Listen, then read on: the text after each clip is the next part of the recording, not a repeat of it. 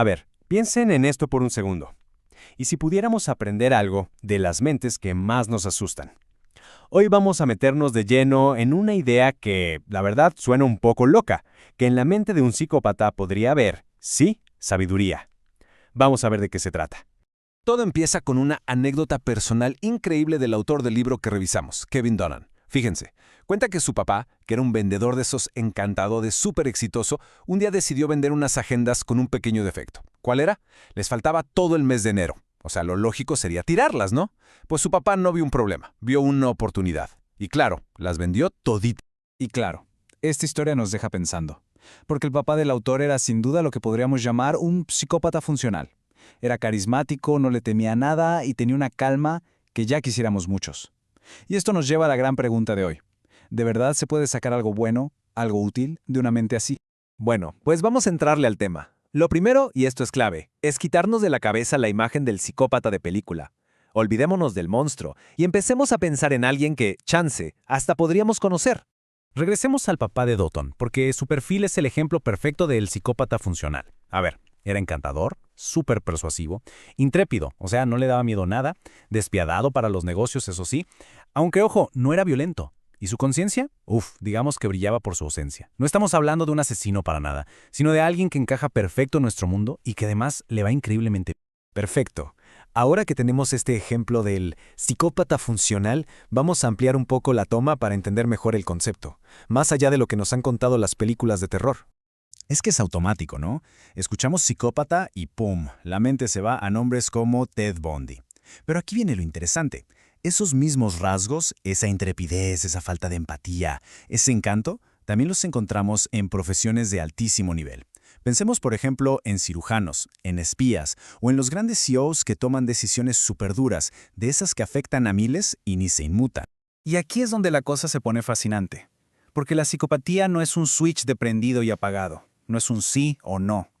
Es mucho más como una consola de audio, de esas de DJs. Imaginen que cada rasgo, la falta de miedo, la confianza, la frialdad, es una perilla que se puede subir o bajar.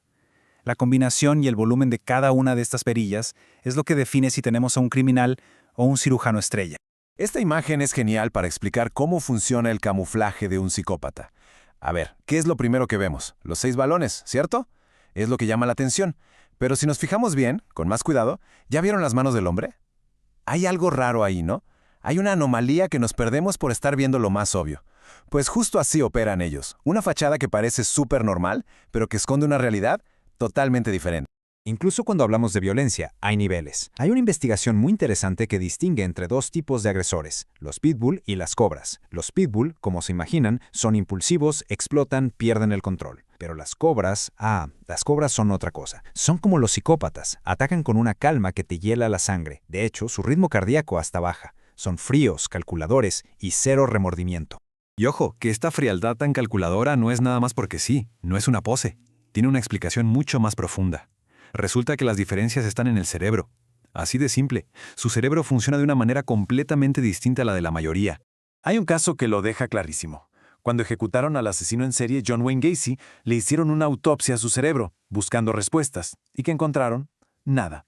Anatómicamente era un cerebro normal, sin tumores, sin lesiones, nada raro. Esto nos dice algo crucial. La diferencia no está en las piezas, en el hardware, sino en el software, en el cableado, en cómo funciona por dentro. El psicólogo Robert Hare hizo un experimento increíble para demostrarlo. Conectó a varios psicópatas a un electroencefalograma y les mostró palabras, algunas con mucha carga emocional como amor o muerte y otras súper neutras como mesa. En un cerebro normal, las palabras emocionales causan un chispazo, un pico de actividad, y en el de los psicópatas, nada. La reacción era idéntica para muerte que para mesa. Para ellos, las palabras son solo eso, información, sin ningún peso emocional. Ok, para entender esto a fondo, tenemos que hablar de que hay dos tipos de empatía. La primera es la que llaman empatía caliente o emocional. Es esa que sentimos todos. Ves a alguien sufrir y ¡pum!, se te retuerce algo en el estómago. Es esa reacción automática, visceral, que viene directo de la amígdala, nuestro centro emocional. Pero luego está la empatía fría o cognitiva. Y esta es otra cosa. Es la habilidad de entender lo que alguien está pensando o sintiendo, pero de forma puramente intelectual, sin que se te mueva un pelo. Es un cálculo, un análisis. Bueno, Pues los psicópatas casi no tienen empatía de la caliente, pero de la fría pueden ser unos verdaderos maestros. El famoso dilema del tranvía es perfecto para ver la diferencia. Va a la primera situación. Un tranvía va a atropellar a 5 personas. Si jalas una palanca, se desvía y solo atropella a una. La mayoría de la gente jala la palanca. Es una decisión lógica a distancia. Ahora, la segunda situación. Mismo tranvía, mismas 5 personas. Pero ahora, la única forma de salvarlos es empujar a un hombre a las vías para detenerlo. Ahí casi todo el mundo se frena. ¿Por qué? Porque empujar a alguien es personal, es físico, y ahí es donde se nos activa la empatía caliente. Bueno, pues aquí está el meollo del asunto. Para un psicópata, los dos casos son exactamente lo mismo, un simple cálculo matemático, salvar a 5 matando a 1. Punto. No sienten esa angustia de empujar al hombre. Su centro emocional, la amígdala, ni se inmuta, es lógica pura. Y sí, eso es bastante aterrador. Pero es justo esta desconexión emocional la que, en ciertas situaciones, puede convertirse en una ventaja brutal, casi como tener un superpoder. Imaginen por un momento las profesiones donde el pánico es tu peor enemigo.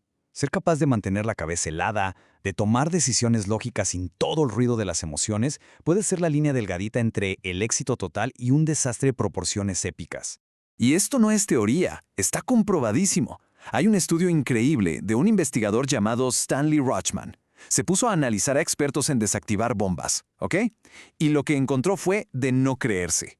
Los mejores, los meros, no solo no se ponían nerviosos en una situación de vida o muerte, sino que su ritmo cardíaco bajaba. Se volvían más fríos, más enfocados, justo cuando la cosa estaba más que caliente.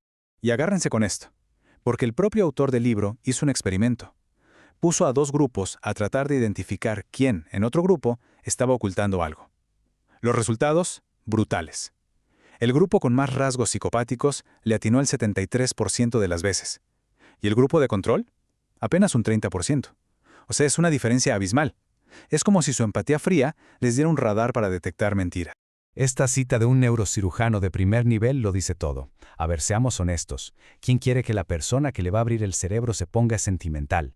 Nadie. Lo que se necesita es una máquina, fría, precisa, sin corazón, que no dude ni un segundo.